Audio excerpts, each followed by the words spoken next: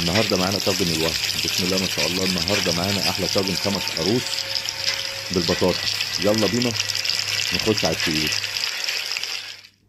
بسم الله الرحمن الرحيم. ننزل بالبطاطس وجزر، معاها جزر، ننزل معاهم بقى بقيه الخضار. النهارده معانا طاجن بقى وهم، مش هقول لكم اكتر من كده بصراحه، وانتوا هتشوفوا النتيجه في الاخر.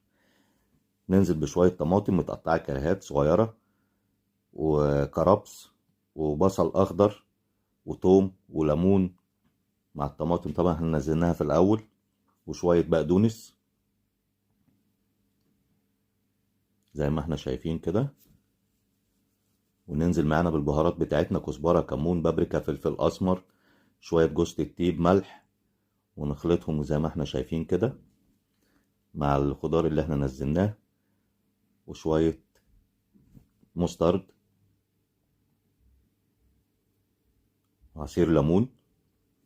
احنا حطينا طبعا شرايح ليمون برضو عشان تعلي معانا التيست بتاعها.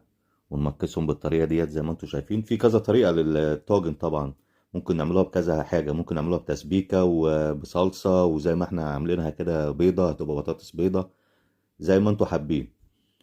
ونجيب شويه زبده ونحطهم في ارضيه الطاجن زي ما احنا شايفين كده، وننزل عليهم بالميكس الخضار اللي احنا عملناه. وجبنا سمك القاروص بعد ما قطعناها وغسلناها كويس، ونقعناها يعني شويه بملح وليمون عشان تضيع منها اي ريحه زفاره. طبعا القاروص نمره واحد من الاسماك نمره واحد، فطبعا ما فيهوش ريحه زفاره جامد، بس برضو عشان احنا مش هندوها صدمه، مش هندوها اي حاجه، فاحنا هنحطها في وسط الخضار، وهتتنكه معانا بالتتبيله اللي احنا عاملينها والخضار اللي احنا عاملينه دوت.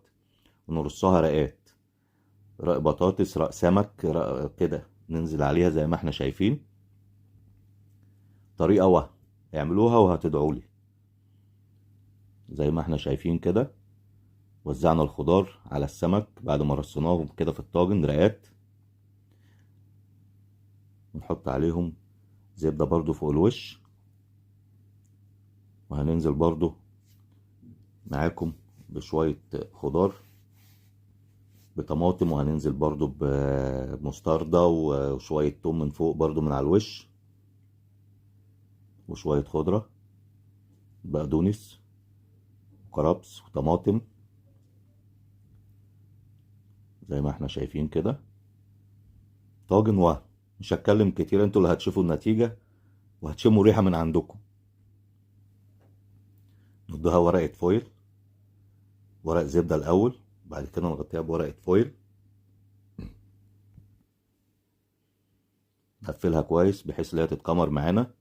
وهتخش على الفرن معانا ساعة لدرجة حرارة 180، وهتشوفوا أحلى نتيجة وأحلى طاجن ممكن تاكلوه. زي ما احنا شفنا، بصوا حاجة مش محتاج كلام. بسم الله ما شاء الله. بصوا الريحة، بصوا الشكل. اللي حابب طبعا برضو بعد ما يطلع معانا من الفرن كده شوية فلفل أسمر وشوية بهارات اللي هو حاببها، وفي الفرن تاخد وش. بس أنا ما عملتهاش كده، حبيت برضو أوريها لكم، واللي حابب الطريقة دي يعملها بالطريقة ديت. حاجة ما شاء الله هتعجبكم إن شاء الله. ما تنسوش طبعا المتابعة واللايك والشير، وتفعل زر الجرس عشان يظهر معاك كل جديد من مطبخ مرجان. اشوفكم على خير ان شاء الله في وصفة جديدة